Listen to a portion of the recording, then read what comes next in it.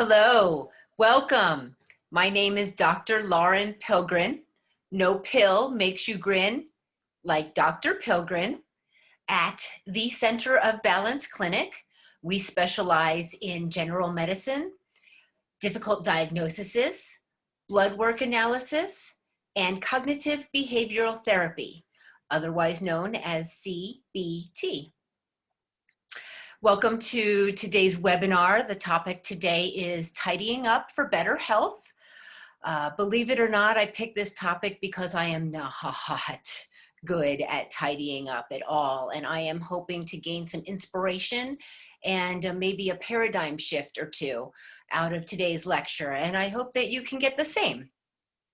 So I'm going to go ahead and set up my screen share. And just give me a moment while I do that. Oh, that's not right. Hang on. Okay, getting closer.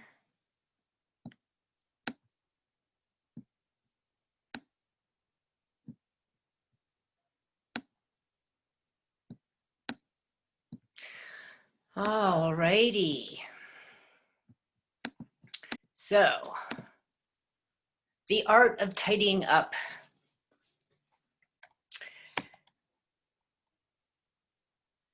So, while some people love to organize, for others it is quite the chore. My goal today is to share the benefits of being organized and a couple of techniques to make that task a little less daunting. I was surprised to learn, and I wouldn't be surprised if you were as well, that there are a number of health benefits that are associated with being organized.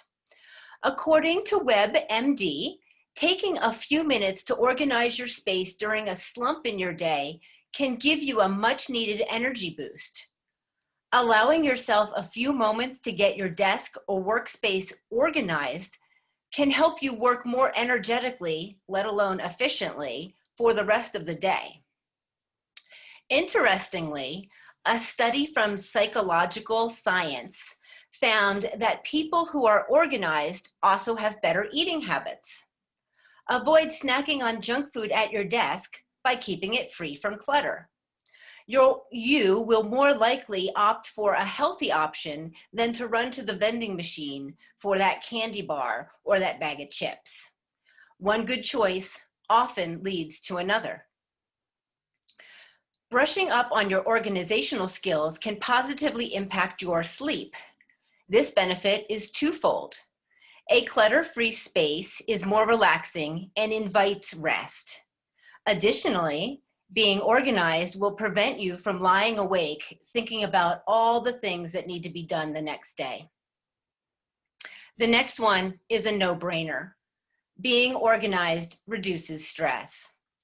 How many times are you in a rush, but you can't find something that you're looking for? This sets a negative tone for the rest of the day.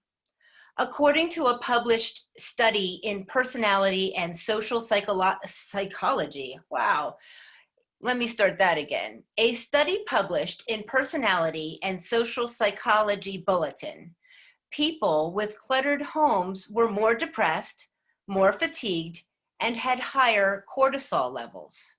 We'll get back to that in just a few minutes. Who would have thought that tidying up could improve your life? When your belongings are in their rightful place, it's easy to spot when something is out of place. This reduces the overwhelming feeling of having to put away too many items and helps you find things when they are needed. Cleaning the house is a breeze when you don't first have to pick everything up.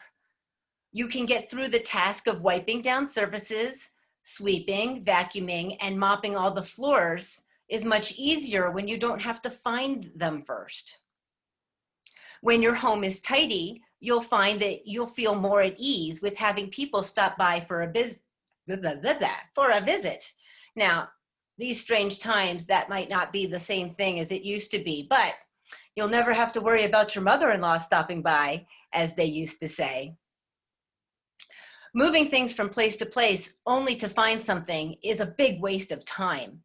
Being organized will allow you more time for things you'd rather be doing. Knowing what you already have can also save you money. How often do you overpurchase at the grocery store because you've forgotten what's in your fridge or pantry? I could spend all day talking about the additional benefits of staying tidy, but that's not going to help you get there. So let's move on to a couple of techniques. As I mentioned earlier, living in clutter can be stress-inducing. In fact, clutter literally increases your cortisol levels. Now, this is the stress hormone, and too much of cortisol in your blood for a prolonged period of time can wreak havoc on your health. Clutter has a way of accumulating over time, and we may not even notice it until we hit that breaking point. Whether your desire to declutter is brought on by a trying event such as a death or a pandemic, or you're simply feeling overwhelmed by your space, decluttering will help you move on from the weight of those objects.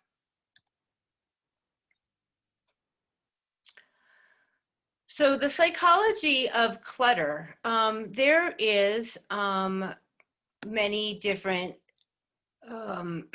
schools of thought regarding what clutter in the different rooms of your house says. This list is by this best-selling author, women's health expert, visionary, health pioneer, and wellness speaker. Her name is Christine Northrup, and these are her opinions on what the different rooms and clutter mean in your life. And so with the living rooms and the dining rooms, she says that you may be hiding your true self from the world if these rooms are cluttered.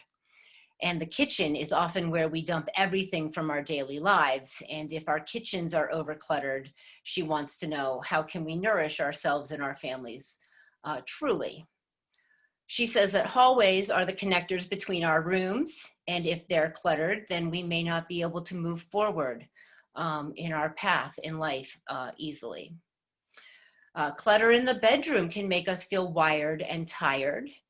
The bathroom is where we pamper ourselves, and she says that if we have clutter in this room, we may lack self-worth, or we may just have a clutter problem. Closets is where our insight lies if our house is to be the example. Basements and attics often collect clutter, and they're an animal all of their own. And of course, then there's the garage, which is a separate task all by itself.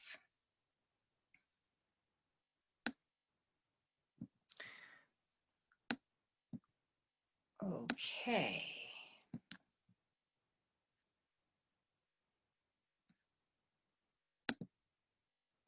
The KonMari method. So I had to look this up when I first discovered about tidying up. And for those of you who similarly are not familiar with the KonMari method, Marie Kondo is KonMari, and she has been a self-proclaimed tidier-upper since the age of 5. At the age of 15, she began studying the art of tidying. Today, Marie has a business helping people transform their homes into peaceful, inspiring spaces. Marie developed her own way of organizing, known as the KonMari method, which she now teaches to others. Her method was partly inspired by the Shinto religion, which attributes cleaning and organizing things correctly to being a spiritual practice. She even has her own Netflix show as of 2019, where she teaches people how to clean their homes and how to organize and how to spark joy in your life through these methods. The KonMari method suggests organizing by category rather than room by room. Now, when I first heard about this, I couldn't fathom not going room by room, but the more I learned about her system, the more it made more sense to me. For example, start by organizing your clothes, going by room to find any stray clothing lying around. This makes so much more sense than tidying up the living room, only to go back and forth, returning items to different rooms continuously. By organizing all of your clothes at once, rather than by closet, you'll have a much better idea of what you have and what you might want to discard. She says that only by piling up everything that you own in one place will you truly ever really know what you actually own. When it comes to decluttering, it's up to you where you start. My personal preference is always the closet. We would all love to have a colossal walk-in closet with room to spare. However, that isn't really the reality for most of us. Having an organized closet will go a long way to getting your mornings started right. There are a few tips to help you get started. If you live somewhere with multiple climates where you're always having to put clothes and shoes that aren't in season away somewhere, then you really do want to have multiple closets. And then that way you can organize your winter clothing wardrobe and your not winter clothing wardrobe, right? The bulky stuff and the not bulky stuff. And then at the appropriate times of years, you can always just switch those wardrobes over from one closet to the other so that you have more immediate access to them. You can always customize your shelving, taking a few measurements and heading out to your local DIY home improvement store. There is always some kind of shelving system that will allow you to customize the different pieces in that system to make it something that you truly enjoy having in your closet and allows you access to the things that you need more readily first thing in the morning when you may be more in a rush. For closets that are completely out of control, you may need to remove everything to make it easier to organize as you return the items to the closet. And this can also make sorting your items easier as well. So this kind of goes back to that KonMari method where you remove all the clothes from all the closets and all the drawers and all the places that you keep your clothes and pile them in one big pile. And then as you sort them out, one by one, you give those clothes the attention that they deserve and you decide if they really truly need to stay in your closet or if they can move on and be of service to someone else.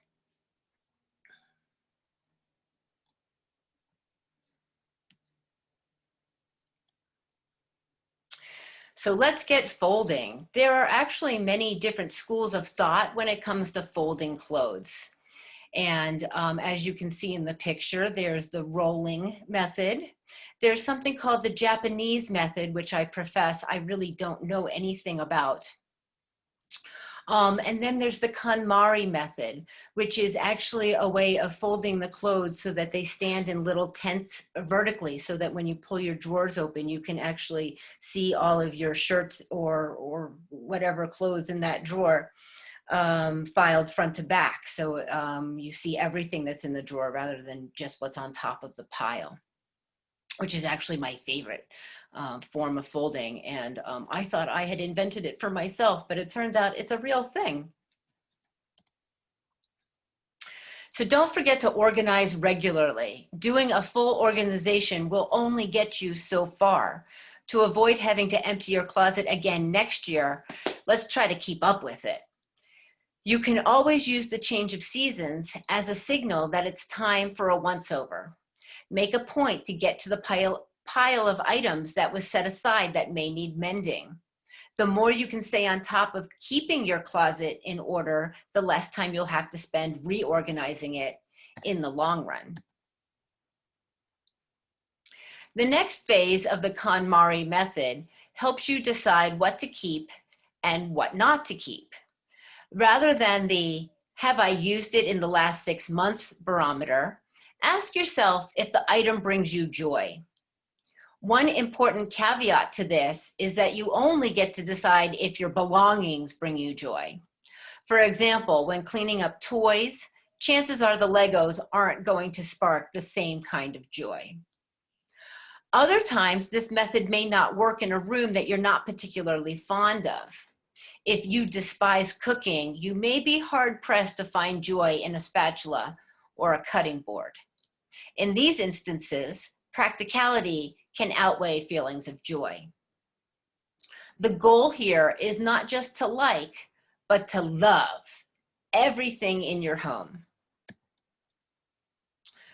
Let's talk about another room, tackling the kitchen.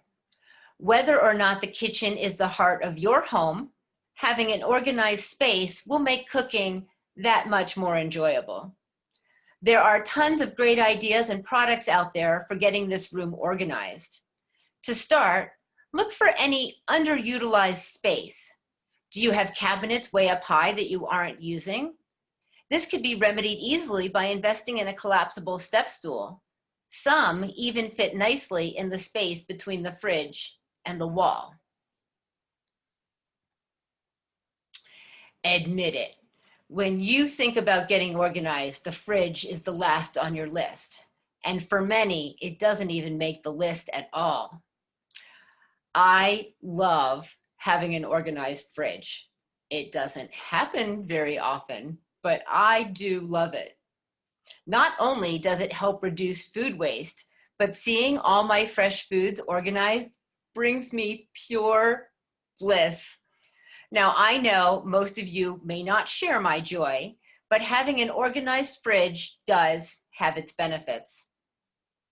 In addition to reducing food waste, you can avoid overbuying items and encourage healthier eating. You can find clear storage bins from places such as the Container Store, Home Depot, and Amazon.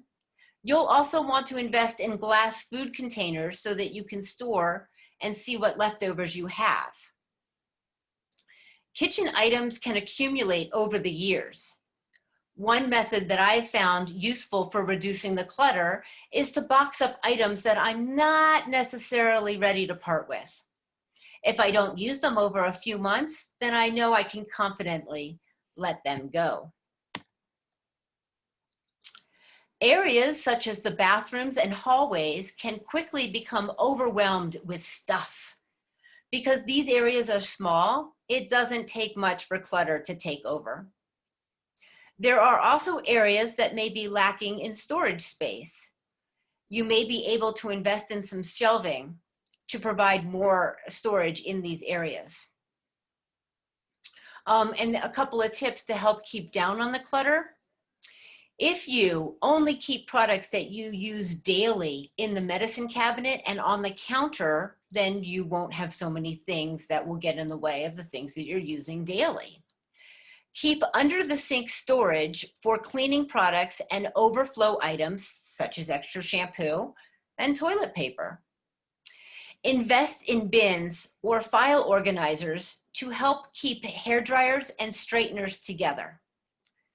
Attach a magnetic strip to the inside of your medicine cabinet door for loose items such as tweezers, bobby pins, nail clippers, nail files, and the like. Here's an interesting one. You can install shelving above doorways in the bathroom and the hallway, and you can store things in baskets or jars to avoid looking cluttered and like storage. And don't forget, you can repurpose kitchen drawer organization for bathroom organization. You just have to reimagine what it might be used for. Attics and basements are typically areas we store the overflow stuff that we accumulate. Decluttering these areas can be a significant task. Decluttering attics and basements can be an entirely different experience than the rest of the house. These are the areas we store things not needed for immediate use. For example, we may be saving items for later use by someone else. Unwanted items may be stored in these locations as well. Family heirlooms we're emotionally attached to, but we have no use for, also wind up here. A few tips for decluttering these areas include acknowledging the emotions and feelings that come up when you consider the clutter in your attic or basement. The goal here is to identify emotions, not to pass judgment on them, but to understand why you may be holding on to things you don't want and certainly don't use. Next, reimagine a new use for the space. Maybe the basement will be an ideal location for an in-home gym or a play area for the children once the clutter is cleared.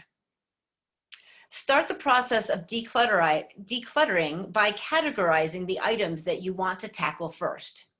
You may even find it helpful to create a list of action steps or a timeline to help you determine how long each step will take. When it comes to getting organized, many people tend to put it off indefinitely. Tomorrow never seems to happen when it comes to doing tasks we are avoiding. I want each of us to commit to using the momentum of today's class to help us get started. I promise decluttering will help you feel lighter. If the job at hand is too overwhelming, set smaller goals for yourself. The point is to just get started.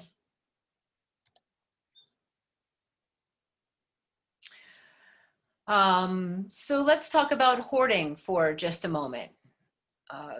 Hoarding can range from mild to severe and can be a real disorder. Hoarding behavior usually starts between the ages of 11 to 15, and it only gets worse with age. Collectors accumulate items to display for personal enjoyment. Hoarders, on the other hand, are driven by fear to accumulate things thinking that they might need it someday. The telltale signs that you may be a hoarder include the need for more space, collecting things for which you have no immediate use, difficulty in organizing and categorizing items, being uncomfortable in your own home. There are many more signs of hoarding. These are just a few. And it's important to seek help if you or a loved one are exhibiting signs of hoarding. Some mistakes to avoid when attempting to declutter your space. Don't rely too much on joy. It would be wonderful to only have items in your home that bring you joy. However, this may not be practical.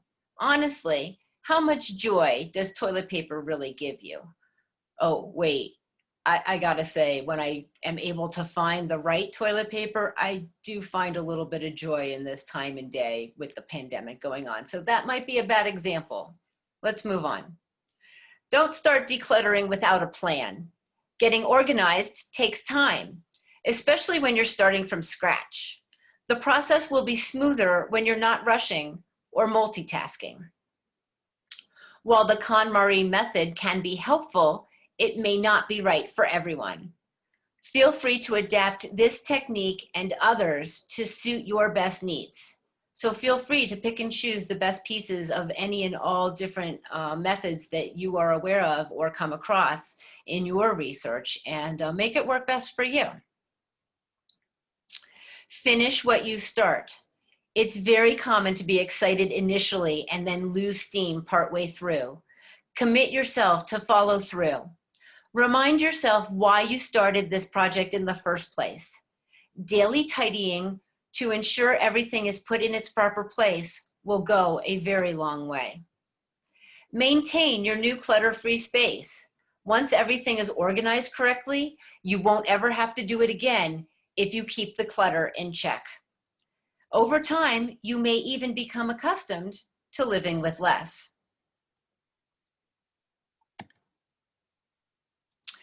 My favorite aspect of the KonMari method is changing your mindset from looking for items to discard to working under the assumption that everything is going to go and you intentionally allow things to stay.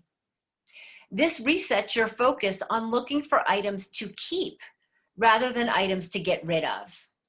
By focusing on only keeping what you love rather than just discarding what you hate, you're more likely to get rid of a greater number of items, and you're more likely to appreciate what you keep.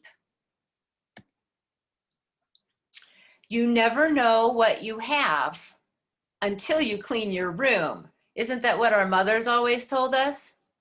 Just imagine all the forgotten treasures that you may find when decluttering. Better yet, reimagine a whole new use for your space when it's tidy and fresh again. I hope you're all feeling more optimistic and better prepared for the task at hand. Clear your clutter to clear your mind. I hope that everybody enjoyed today's lecture as much as I enjoyed giving it. As I said at the beginning, I was looking for inspiration and a paradigm shift, and I did find that with the KonMari method, which was completely new to me.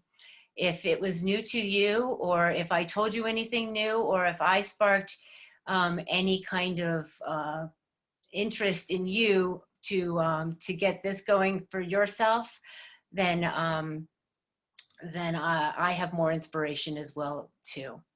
I hope you enjoyed it. Please take a moment to look at the resources that went into putting today's lecture together. Again, my name is Dr. Lauren Pilgrim at the Center of Balance. We specialize in generalized medicine, difficult diagnoses, blood work analysis, and cognitive behavioral therapy. I'm going to go ahead and stop sharing my screen. I appreciate everyone being with us today. Have a good day.